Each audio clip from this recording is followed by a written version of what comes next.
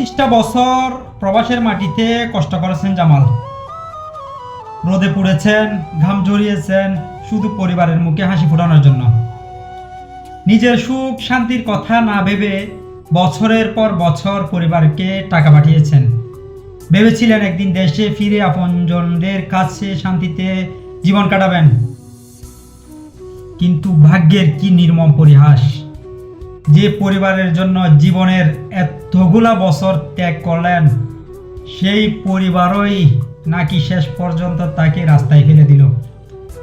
প্রবাসীর পাঠানো টাকা যখন দরকার ছিল তখন তিনি ছিলেন আপনজন, কিন্তু যখন তিনি অসহায় হয়ে পড়লেন তখন তার মূল্যটুকু যেন কেউ দিল না।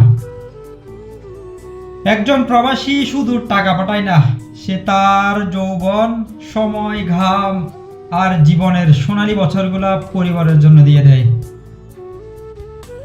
জামালের এই ঘটনা আমাদের একটা প্রশ্ন করে যায়, প্রবাসীর টাকা কি আমরা ভালোবাসি, নাকি প্রবাসী মানুষটাকেও আমরা ভালোবাসি? আল্লাহ জামালকে ক্ষমা করুন এবং তার কষ্টের উত্তম প্রতিদান দান করুন, এবং আল্লাহ সুবহানাহু ওয়া তাআলা তাকে জান্নাতুল ফেরদৌস দান করুন। প্রবাসী ভাইদেরকে আল্লাহ হেফাজত করুন, সুস্থ রাখুক। আসসালামু আলাইকুম।